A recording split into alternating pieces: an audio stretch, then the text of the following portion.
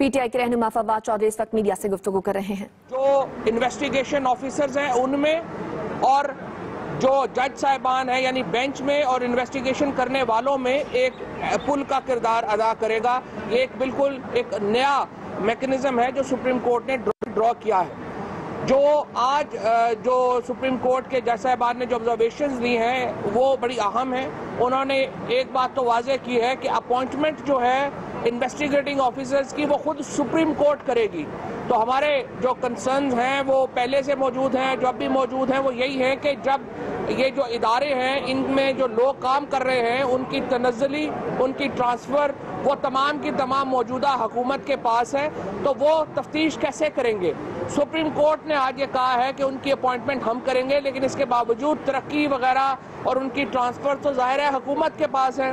और इसीलिए हम बार बार ये मुतालबा करते हैं कि या तो नवाज शरीफ साहब जब तक ये तफ्तीश मुकम्मल नहीं होती अपने ओहदे से अलहदा हो जाए और तफ्तीश मुकम्मल होने दें, या दूसरी सूरत में मुस्लिम लीग नून नया वज़ीर आज़म मुंतखब करे।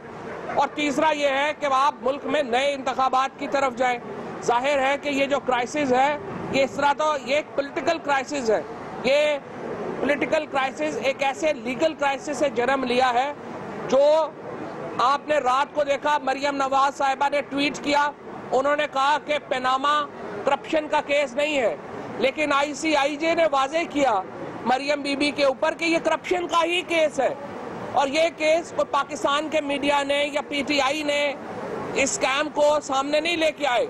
एक इंटरनेशनल ऑर्गेनाइजेशन और इतनी उसकी क्रेडिबिलिटी के पुलित्जर अवार्ड जो है इस साल का वो ICIJ को मिला है। तो जब इतने उनकी रिकग्निशन हुई है दुनिया में और उस स्कैम के ऊपर हुकूमतें बदली हैं, कल पहले आपने देखा आइसलैंड की हुकूमत गई, कल माल्टा में हुकूमत इसी स्कैम के ऊपर गई है।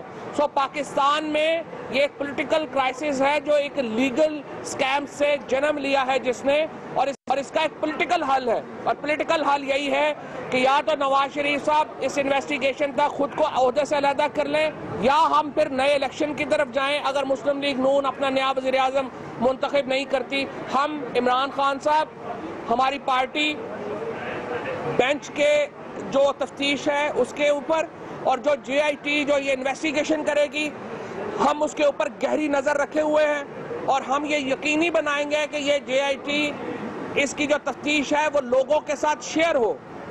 जिस तरह आज बेंच ने ऑब्जर्व किया, ट्रांसपेरेंट होनी चाहिए, चीजें शफाफ होनी चाहिए। हमारा जाती केस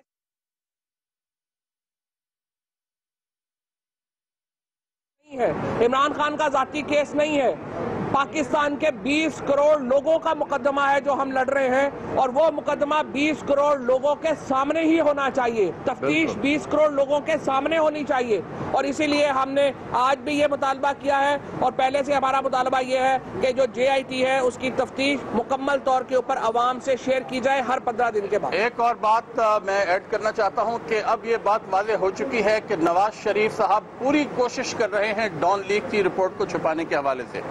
मुकम्मल तौर पर वो नहीं चाहते कि जिस तरह उनके जितने भी करीबी अजीज हैं जो मॉडल टाउन के सानहे में मुलव्विस थे या पनामा में मुलव्विस हैं, पनामा लीक्स में या डॉन लीक्स में मुलव्विस हैं, वो नवाज शरीफ साहब ने हर जगह सच पर पर्दा डालने की कोशिश की है, हक़ाइक़ छुपाने की कोशिश की है, अपने करीबी जो साथी हैं या अजीज हैं उनको बचाने की कोशिश की है।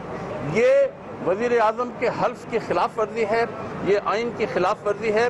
हम समझते हैं कि नवाज शरीफ साहब इखलाकी और आइनी जवाब खो बैठे हैं, और जैसा कि अभी फवाद कह रहे थे, तहरीक इंसाफ का मुतालबा है और हम इस मुतालबे से दस्तबरदार नहीं होंगे कि अब वक्त आ गया है नवाज शरीफ साहब फौरी तौर पर मुस्तफ़ी हों।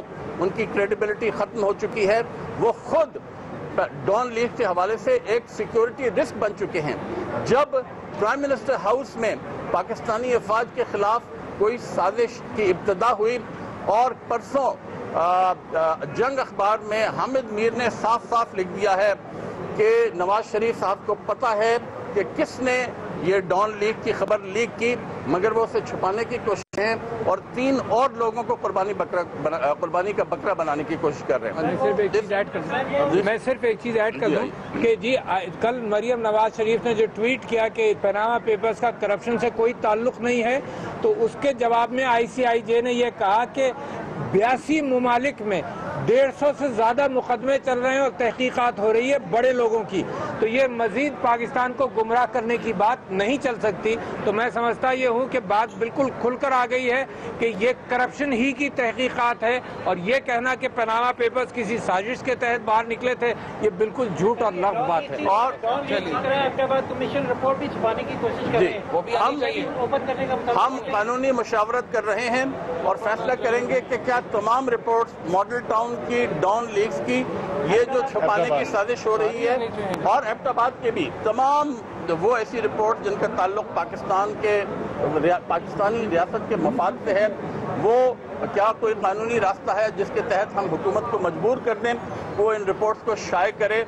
पाकिस्तान के अवाम के साथ शेयर करे। तो इंशाअल्लाह जी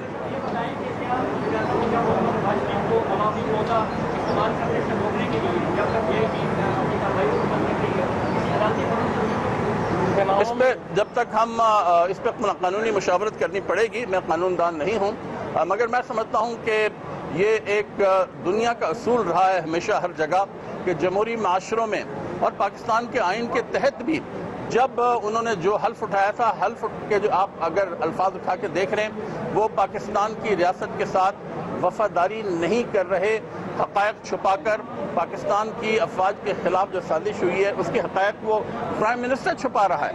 इसलिए मैं समझता हूँ कि उनको फौरी तौर पर इस्तीफ़ा दे देना चाहिए।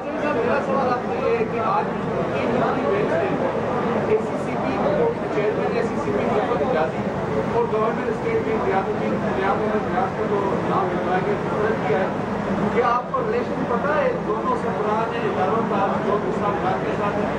दोनों का बड़ा करीबी ताल्लुक है, और आपको याद होगा कि सुप्रीम कोर्ट के सामने इसके ऊपर बहस भी हुई थी। SCCP के चेयरमैन जो है FBR के